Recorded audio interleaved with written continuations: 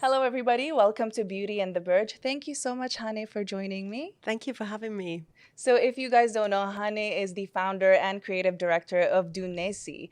But aside from that, I want to ask you, how would you describe yourself, Hanné?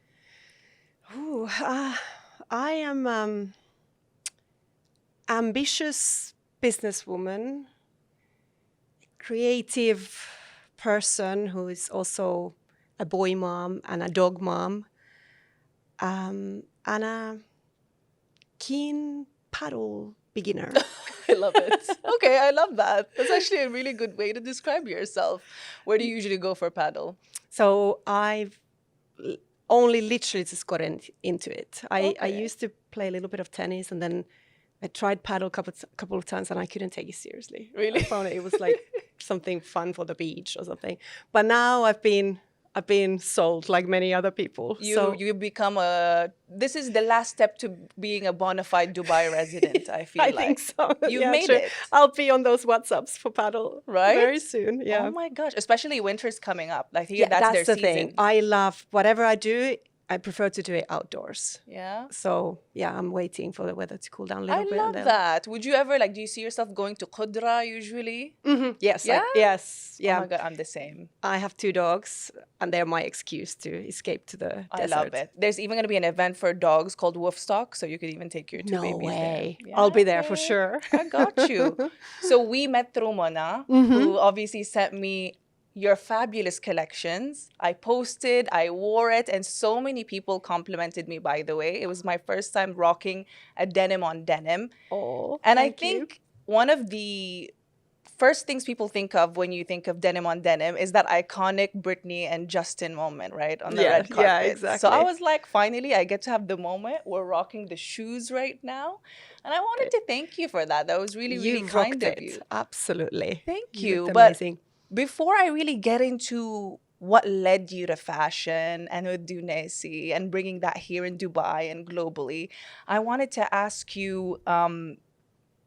what would you describe your style as to be today, first and foremost? Maybe starting Today- with what you're wearing. Yeah, I'm wearing Dunesi, latest collection Vita Nova, a Valentina dress.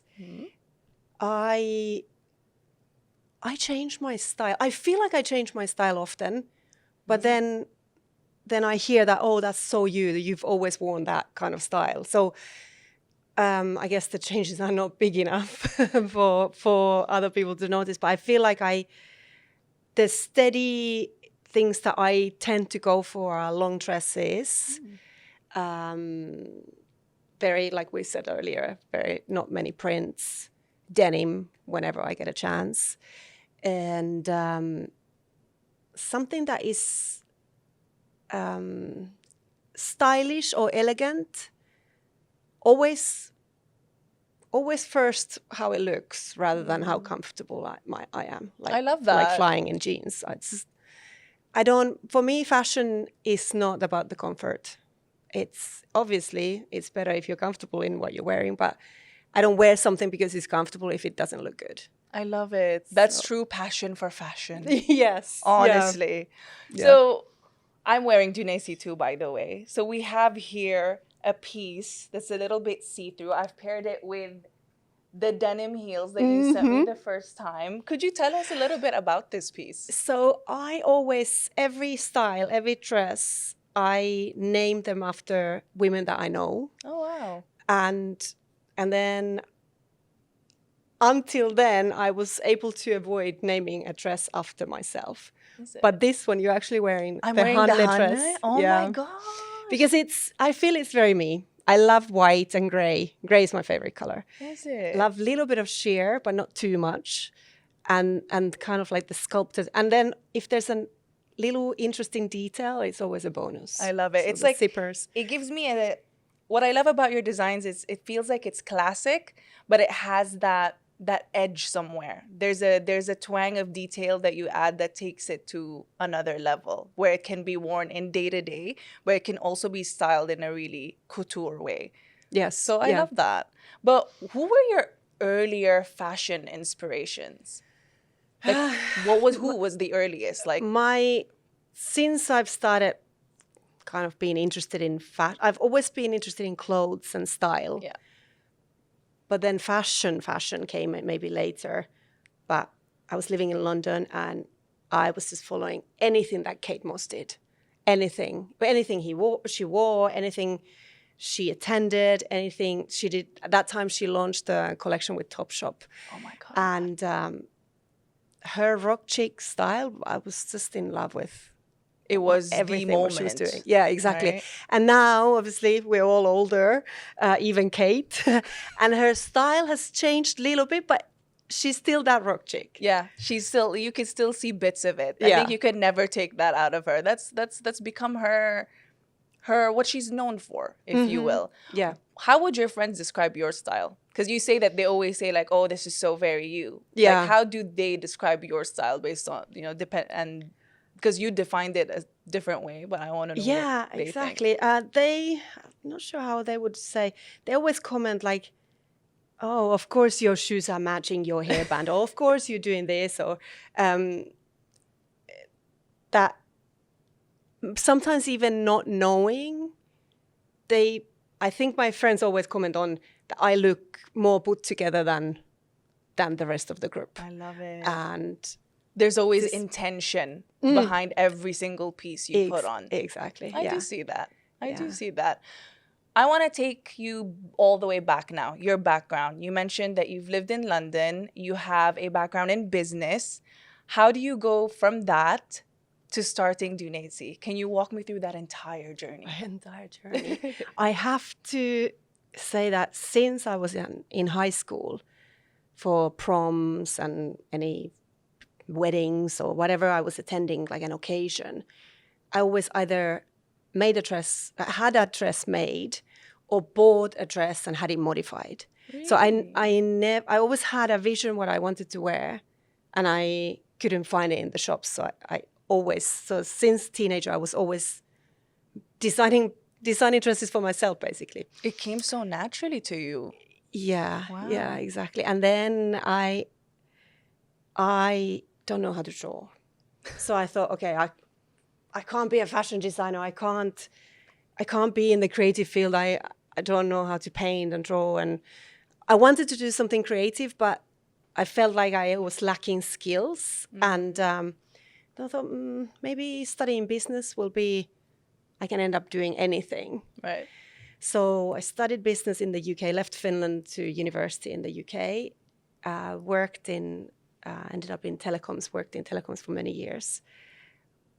And I loved it, and I got to travel a lot, and it was, that part of the corporate world was so much fun, and I met amazing people, but like I wasn't fulfilled as a person, like something was lacking. And I knew that I wanted to be, since I was in business, and I was like, I want to be my own boss. I want to have my own business. And because I was in telecoms, I thought that the business had to be telecom related. Right. And there was no passion for that. No fulfillment. And then when we moved to Dubai 18 years ago with my husband, I was working from home for telecom still many years. But I had more time kind of to think and see what else could it be. And I met people who had similar desires. And then Dubai is such an entrepreneurial city.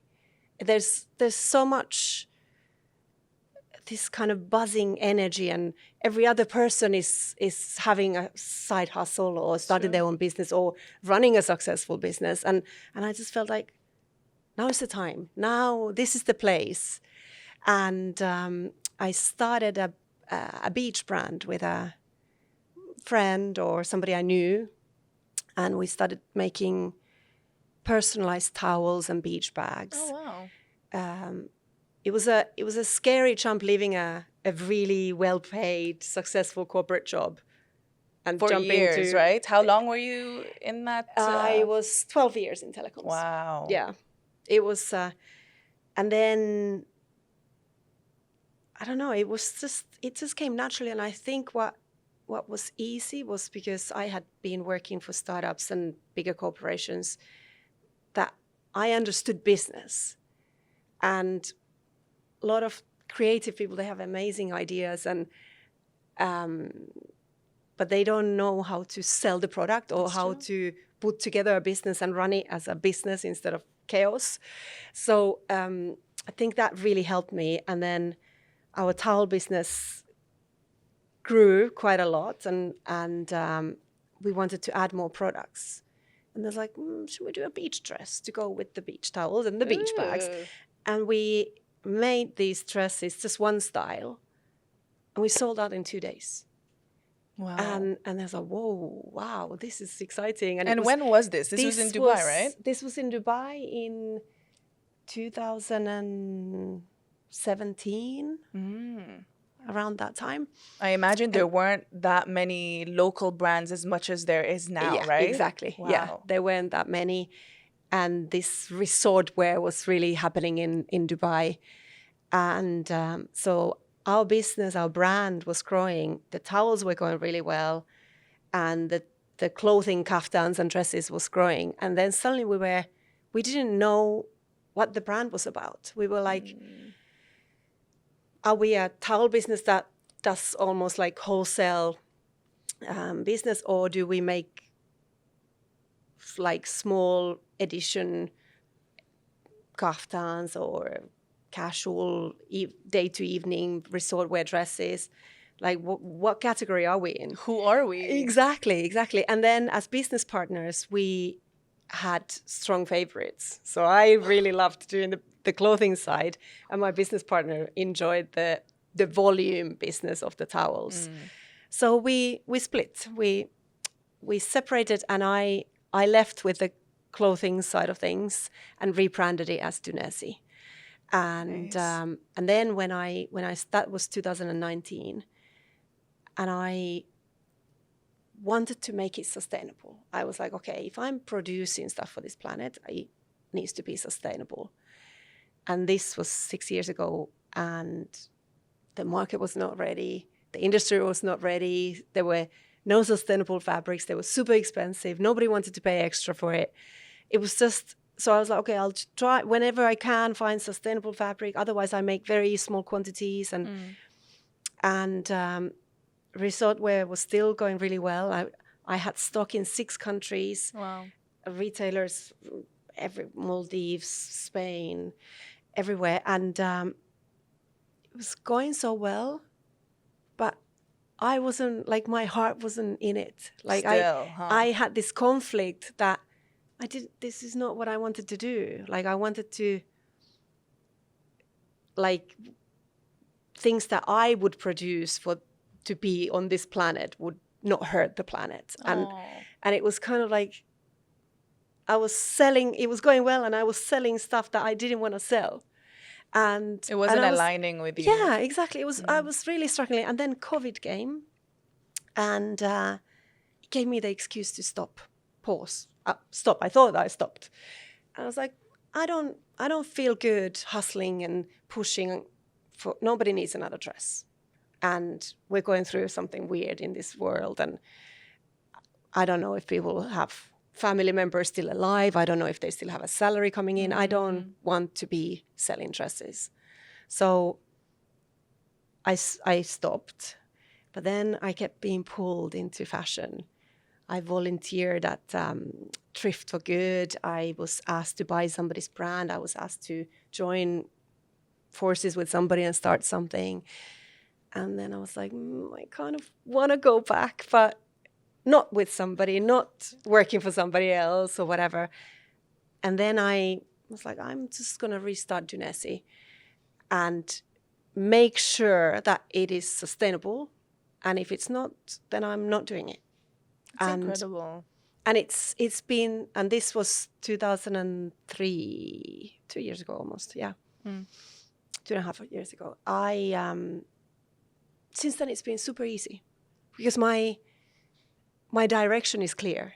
The head, the heart, and your purpose is all aligning with the brand that you want. Exactly. And I somehow have the clarity to say no to things that don't align. Because the vision is clear. Mm-hmm. Yeah. You're not just trying to cater to what you think the mass wants or what the mass is buying based on what you're seeing everywhere else, but based on what you would want as well as a consumer. And we Exactly. don't often think of that. Actually, often when people think about sustainability in fashion, there's the stereotype of it's too expensive or it's boring. What's your take on that as somebody who designs? Can I sip again? Of I course. I dislike the word sustainable fashion because I feel like how sustainable fashion has been marketed and sold so far, it's not Greenwashing. not so much. That's another topic, but the styles, like not everybody wants to wear ethnic prints and loose fitting dresses and Jesus sandals, and it's been very Typecast. You're so right, actually. Whenever they brand themselves as a sustainable clothing brand, the looks are very similar the to looks one are very another. earthy. Yes, exactly. Yes. And this is what I'm kind of trying to stay far away from. That let's do something that is tailored, high quality, super stylish and fashionable, That's it.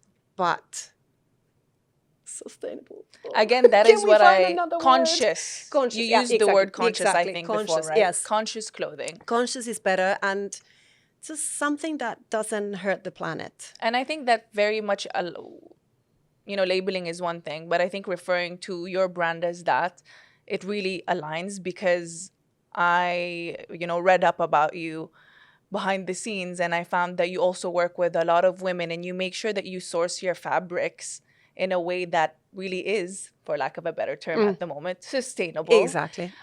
So tell me about more of that. Like you said, it was difficult.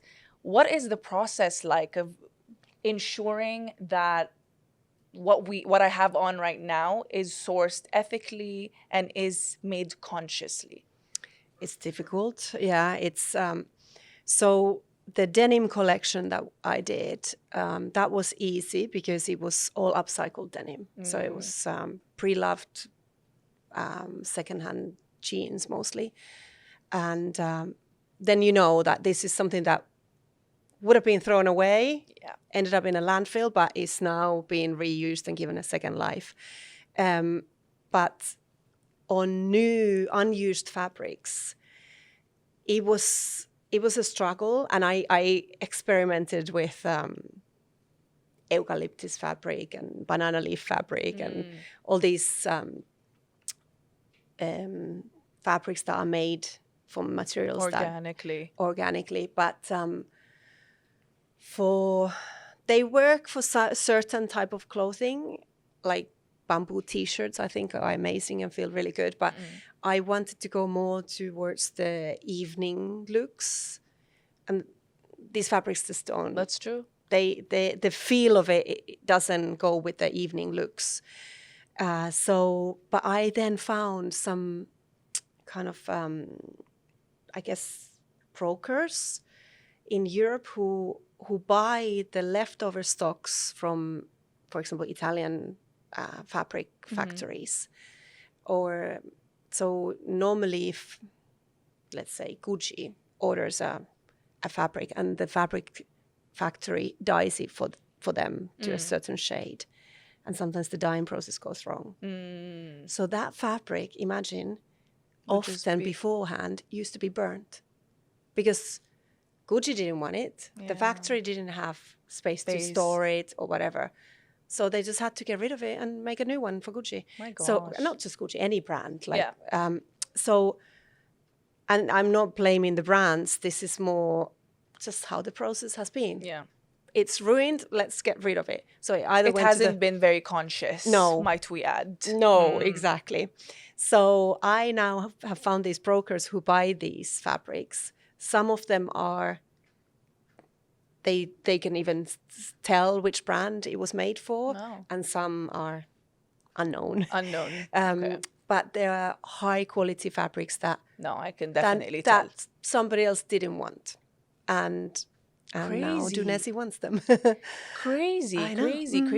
So why do you think most brands don't go into that. I mean, if there are such situations where you can just source it, and I imagine, you know, with designs, it's all about the creativity and how you can turn something into something else. So why do you, what's the challenge there? More brands are luckily moving to Yeah. more towards that, but there are still challenges. Like we talked about the fashion trends. Right. So these are fabrics that are all the seasons. So by the time I get hold of it, it was that season already went. Yeah. Exactly. Or the quantities are smaller. Okay. So sometimes I can only make 4 dresses from one fabric, and that's it. I can't get more of it. True. So then the selling process, I need to kind of educate my buyers that this is the style is there. We can create it with a different fabric, but if you want this color and this exact shape and feel, it's very limited. But that's kind of what I'm about anyways. Yeah. Like, I don't want to turn up somewhere and there's another person wearing the same dress. Looking like somebody else. On that note, looking like somebody else. Fast fashion. Everybody's looking like each other. Exactly. This is not even in my cue cards. This is just coming up. Yeah. What are your thoughts on fast fashion? I mean, it just seems to be getting worse rather than better, really. I know. It's we've gone from the times of when Coco Chanel started, and fashion wasn't even a business. It was like you had to dress. They made dresses for somebody who needed a dress, and maybe they paid with their service even. Money wasn't even exchanged. True. That's true. And now we're ordering from Temu and Shein and wherever things that are harmful for us and for the planet, and they break. They don't look like in the picture when you receive it, and then everybody's wearing the same. And it's, yeah, I mean, I love fashion and I love clothes, and I understand the need to look different every time, but we should all pay more attention to styling differently and modifying the clothes after a couple of uses. I do that a lot. You'll probably see me wearing this as a mini skirt later. I love that. But I've only started thinking of ways to do that this year because I've always had this attachment to an outfit, especially if it's made by a designer and I'm like, I don't want to do anything to it. But I mean, what are you going to do if you've, say, worn it already 4 or 5 times and you need to bring it to new life? Bring it a new life. I think that's a better way, like you said. Yeah, true. Practice with your scissors and see what magic will come up. Absolutely. Yeah. So, or do you dress swapping parties with girlfriends? I've heard of that. Have you done? Do you do that with your friends? I haven't organized one, but I've attended some, and it's so much fun. Attended? Are there events where they swap clothes here? Because I would want to swap with a lot of Dubai ladies. When I find out about the next one, I'll let you know. Please There's so much fun. Oh my gosh. Feels so. You bring 5 of your dresses that you don't want. And then you can exchange them. You can come home with another new 5. That's actually smart. And it feels like Christmas, like you get something for free. You're like, oh, exactly. I have these new dresses and I didn't pay anything. How does it work? It's not like crazy like in the movies where everybody just grabs what they see first. Is there like a way they organize this? Sometimes it gets crazy. I can imagine. And then because different brands are obviously value is different. So if somebody's bringing a Chanel dress, so you kind of usually you get tokens that are different values. Okay. And then with a higher valued token, you can choose from the higher valued dresses. See, I've never heard of this. It's quite organized. Yeah, it's amazing. I can't believe this has been taking place in Dubai all this time. The Ethicalist magazine has organized 2 so far. I'm sure they're doing another one now when weather gets a little bit cooler. I need to have them on. I need to see this. So you prioritize local production and you work with female-led ateliers, you've mentioned. What difference has this made in your operations and your brand identity? So, Dunesi is a proudly Dubai homegrown brand. I cannot imagine producing anywhere else than here. Really? It doesn't say on the clothes, but in my head, in every dress it says made in Dubai with love, because Well, practically is so when they are almost one-offs, I just need to be there with the tailors and masters all the time. But also, I don't think I can be out there saying that Dunesi is a Dubai brand if the dresses are made in Bangladesh or China or wherever. So it has to be made locally. Footwear is made in Bali because I haven't found anybody in Dubai or in the UAE who can make shoes. So my shoe lady Eva, she makes them in Bali. But the shoes are kind of a different. They live their own life anyways. Yeah. I think in the future they're gonna be separately a little bit. But I love it. So off topic, I want you to describe for people, or tell us rather, what does Dunesi mean? Because I know the meaning, but I would really love for you to share it with the people watching. Yeah, I was actually asked by a branding consultant at some point if I was attached to the name, if I would be open to change it. I was like, not changing it. You're attached, right? It's such a cool name. Exactly. So without the D, Unesi is a Finnish word, so my mother tongue, and it means your dream. Oh. And then with the D in the front for Dubai. I love it. So kind of like your Dubai dream in a way. It's so smart. But then it also makes almost another sentence, which is dunes and I. That's true. So, it all aligned. Again, the word of the day here for Hanné is everything seems to be very aligned with your brand. Aligned, intentional, conscious, well thought of. And I think it speaks to who you are as a person, who I can only assume. I don't know you personally. I've merely stalked you on Instagram. I know that you like going to Bali. Mm-hmm. Yes. You like traveling around. You like doing... forgive me if I'm wrong, meditations. Yes. You engage in that? You're into manifestation and just definitely being more in touch with yourself, self-growth, self-development. How has that inspired your brand? So it's been a journey. It's been a long journey, but I feel like Dunesi is now kind of matured more into what it was meant to be originally. I just had to go through the journey, and I feel like for people to relate and want to wear my brand, want to buy the dress and wear it. Of course, one is, oh my God, that looks amazing. I wanna have that. But for them to buy into the brand, the brand needs to have an identity. That's true. And at this point, when it's a very small brand, the identity is me, is what I created. So now that I've understood all this, it kind of makes sense that I am the Dunesi woman. Like I am the person who I design for and who wears the brand. That. So then people maybe can relate to me through the brand. That's powerful. I am the Dunesi woman. Yes. I love it. Even sounds like an affirmation right now. That's true. Incredible. You know, I have a mentor who a couple of times has told me that he's like, but you design for yourself. Well, because I've asked him, like, shall I do this? Shall I add this? And he's like I, for example, asked about leather. Okay. And whether it's vegan or animal leather. But he was like, do you wear leather? And I'm like, not really. It's like, then don't. Like, you design for yourself.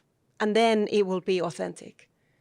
That's so true. Because if you aren't able to find it in a brand or in most brands, then that means so many other people who think like you, who are in the same headspace as you, aren't able to find that as well. True. And that's how the brainchild of most innovations succeed, I feel like, is when you think of what was I lacking or what was lacking around me or how could I serve my community in a way that's authentic to me, and then it just works out. And I feel like Dunesi grew alongside you throughout your journey. Yeah, that's true. Like all the mistakes that maybe were made along the way, you learned from it. Yeah. That's so cool. True. You know, I've been, as you say, Dubai is such a city for entrepreneurs, right? Even when you probably didn't ever consider yourself to be an entrepreneur, you live here long enough, you're going to You think of start something. thinking it, yeah. So true. I've been thinking, what is it that I can do? And so I think sitting down with you, it's really inspiring to think, okay, maybe it's you shouldn't overthink having to serve what most people are buying into, and it really should just be, what am I lacking, or what do I prefer? What would I like? And Yeah. much like you said, I also don't wear leather, for example.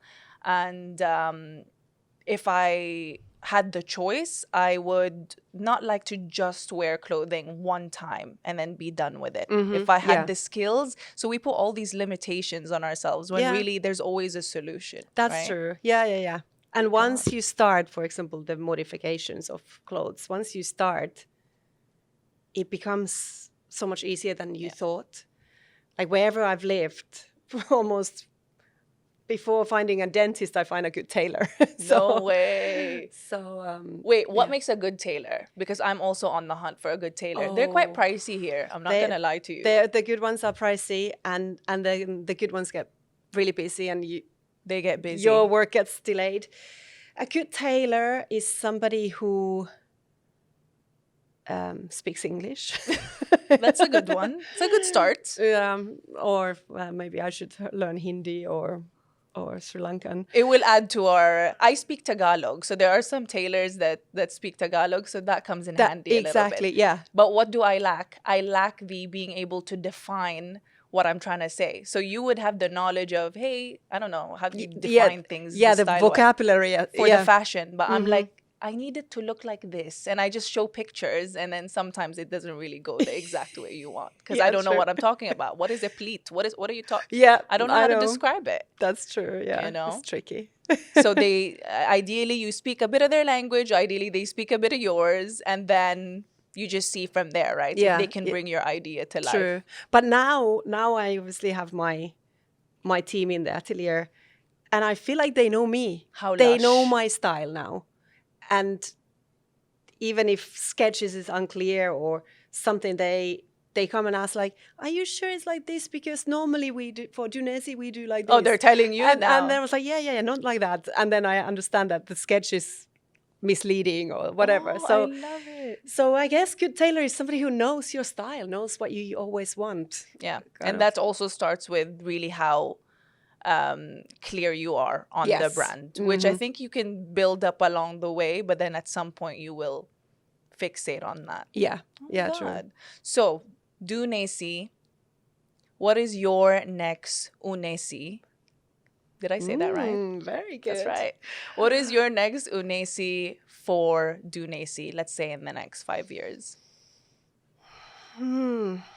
Next 5 years. I'm such a spontaneous person. I struggle with this Really? concept of 5 years. But what I want for Dunesi is to be recognized as a conscious brand. Almost said the bad word that I don't like. To be recognized as a conscious brand, and to be loved as a brand in the region where we are. 5 years, let's start with this region, and then we go properly global. Okay. How has it been received so far in the region then? Very well. Very well. Yeah? I'm humbled from the feedback that I did a first big fashion show in May, the event number 1. Number 2 is coming soon. Is it? Okay. But the feedback that I got and the exposure, the new following, if you wish, right. It's just been amazing, and it's just given me a massive boost. And kind of, I don't think I was lacking confidence, but I think it's just given me like a backing for my confidence. Yeah. Like, hey, you're on the right path. Exactly. You're doing right. Exactly. On the note of manifestation, what are the ways in which you manifest? What do you feel gets you the best results for the things that you want to see come to life? And would you say that Dunesi was also manifested on? Yes. Or a manifestation yes, come true? absolutely. So the way I manifest and things that work out is I believe it's true before it's happening. So I imagine living the way how I will live once the thing has happened. Oh, wow. Very simple thing. My son wanted to change schools, and the school where he wanted to get into was very difficult to get into. Okay. But it was the school run. Every morning when I was dropping him to school, I had to turn left to go to his school where he was. Okay. But if he managed to get into the other school, I would have gone straight from that last turning. So every morning when I was indicating in the traffic light going left, I just imagined myself kept driving straight to the other school. Oh, wow. And he got into the school. Oh. So I always kind of imagine that it already happened. I already have it, whatever it is that I want. And my friends back home in Finland found this summer one of those books that we used to have that you collect answers from your friends. Scrapbooks, right? Or slam books. Yeah, I think like they call it slam. You have questions and they answer. Exactly. Oh, I love those. So I had answered in 2 of them that my dream when I was 12. That my dream occupation was fashion designer. Oh, wow. And you went yeah, exactly. a completely other way, but then ended up there still. Yeah, so the inner child was working hard. I think Dunesi was manifested since I was 12, yeah. And I think you were maybe put in to or guided into the business world so that by the time you were to unlock the creative part of you that was always there, the two would just go hand in hand. Absolutely, yeah. Yeah, it was part of the journey. It was beautiful. Yeah, it was meant to. Everything happens for a reason. Absolutely. It's so true. Yeah. Anything you're manifesting right now? I'm in the middle of producing the next collection. Oh my gosh. and with my assistant designer today, something happened that he said to me that you need to make a wish. And then I made a wish, and he was like, okay, so tell me what you wished. I was like, I wish that I can finish these 12 dresses on time. And he was laughing. He was like, no, that's a fact. That's not a wish. It needs to happen. Yeah. So I'm right now, I'm just full on work. Okay. So I'm a little bit, what am I manifesting? I'm manifesting huge success from the Almaty Fashion Week, where I'm going to be in 2 weeks. Ooh. Manifesting new retailers from the region to get the new collection into stores. Okay. Yeah, I think that's right now where my head is. So if a celebrity at some point, when a celebrity starts wearing Dunesi, who is this dream celebrity that you really see that would be rocking your clothes, and why that person in particular? Or figure. Figure. I mean, any celebrity, let's manifest. Any celebrity wanting to wear Dunesi will be amazing, because that's how you get exposure so much faster. Sure. And the brand gets recognized. But really, for somebody to turn up on a red carpet wearing Dunesi, has to be Kate Moss. I was going to say, I was like, I don't mind if she wears leather jacket over it. It's fine. And you can see her in your clothing, actually. Yeah. I don't know which fashion show it was that you did. When I looked through the Dunesi Instagram account, I could so see her in those clothes, in that collection in particular, in anything. I mean, it's Kate Moss at the end of the day. I think so too. You could throw a garbage bin on her. Exactly. It's fashion. Yes, that's true. Kate Moss. I like that. See, I would love, not that I'm a fashion designer, but if it were me, I think I would love to for Angelina Jolie to wear it, because I feel like she would amplify the message further. That's for true. Dunesi, for example. That's true. So, do you know that she started an atelier in New York? Did she? Jolie Atelier, I think it is, where they do like upcycling, and it's all it's all about slow fashion, conscious, but it's not a brand. It's more like I think for workshops and training and things.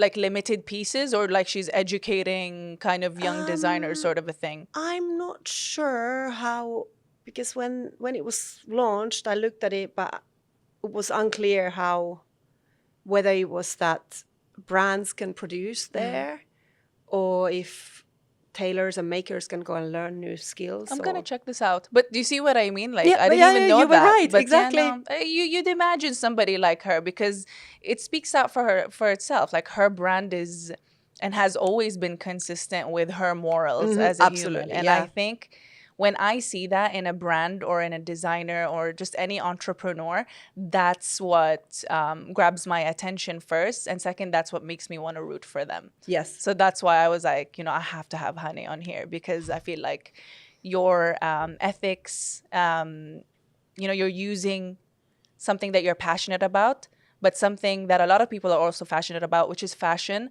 But not a lot of people consider the ways in which the carbon footprint has been and will continue to affect our future generations. So I love when people are conscious of that, because there's only so few who are. Yes. Yeah. Right? Yeah. It's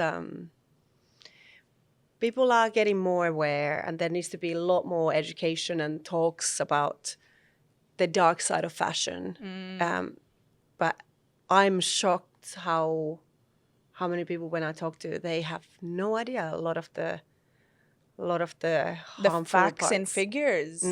Because you're right, with fast fashion, not only is it bad for the environment, it actually is bad for you. Could you very lightly touch up on why that is, like the materials used and how that is bad for consumers? Yeah, so there's a lot of as a mom, I'm more and more aware of these things as well, that sadly the cheap fast fashion clothing, to make them fast and make them cheap, a lot of harmful chemicals are used in order to help with the dyeing process, or to make the fabric cheaper. So levels of lead and other harmful chemicals and dyes. Wait, I have a story, but I'll tell you after this is done. Oh, oof, yeah. So, oh my God. And majority of people shopping at the malls, even, they have no idea. And certain countries are more strict on policing these things than other countries. So China, for example, is a red flag. Something coming from China, you want to maybe double check what's in it, what's in that cheap T-shirt. And it's like, we all, of course, price is an important factor. But when you buy a T-shirt for 10 dirhams, like, I don't understand how people don't realize that, okay, material, making costs, branding, marketing, shipping, packaging. How is there enough for any of the people who were involved? And to make something so cheaply must hurt also the people who make it. And then discernment is gone. It has taken a boat and has gone off, sailed away so far away. But you're so right. You have to be discerning what's being sold to you, what's being marketed to you. All right. I want to ask you, do you think conscious fashion will ever overtake fast fashion, or do you think they're always going to coexist?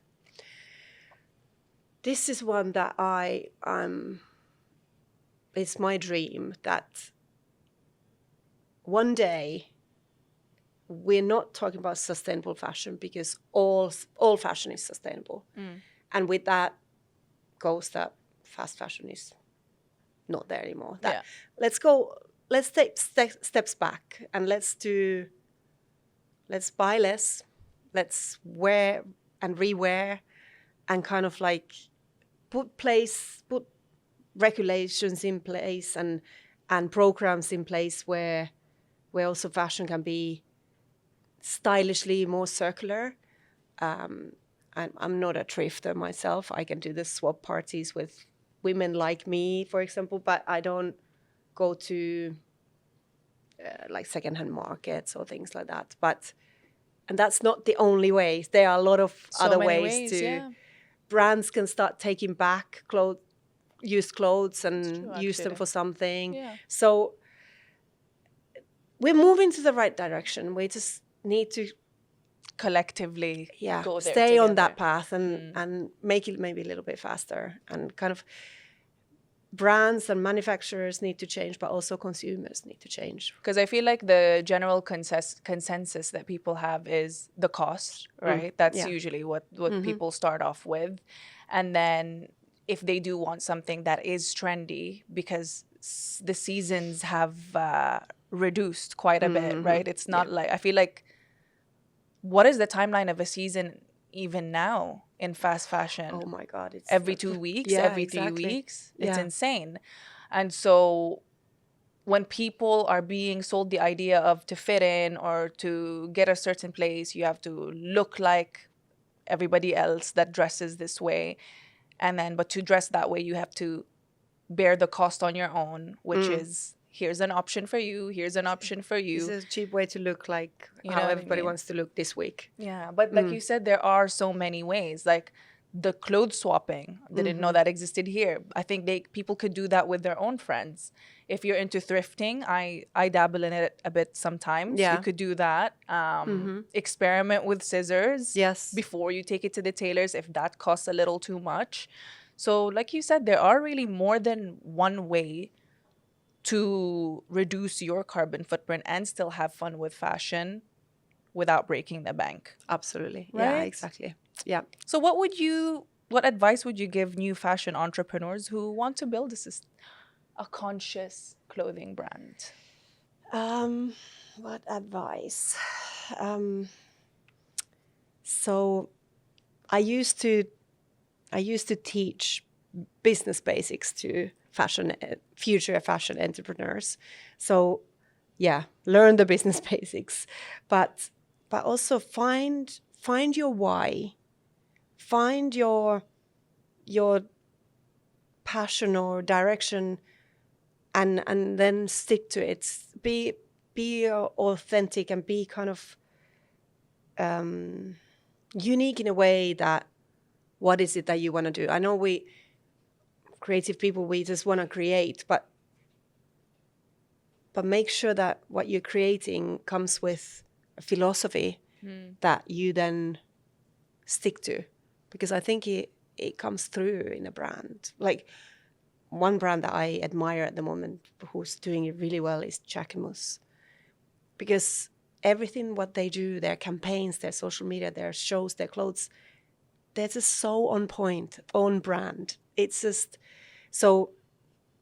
Let's learn from the big guys who do it really well. Sure. And kind of be patient. Patience is a and virtue. if you want to get rich fast, do something else. That's true, huh? That's true. This is not for you if you want to get rich quick scheme and to throw in the buzzwords like that. Yeah. Amazing. Well, thank you so much for answering the hefty questions I have. Now we're going to move to the final part of our conversation, the mirror segment. We have our little mirror there. If you could pick it up. Pink mirror. And you can take from our little half a head there one piece of paper. Okay. I'm pretty sure he's a Greek god. I'm just not sure which. But Aphrodite, probably. Do you think? Alexander something. Past, present, future is going to be there, one of them. And whichever one you get, guess that's who you're meant to talk to. And you just say a little message while looking at yourself to that version of yourself. Wow, I really enjoy your games. Thank you. Future.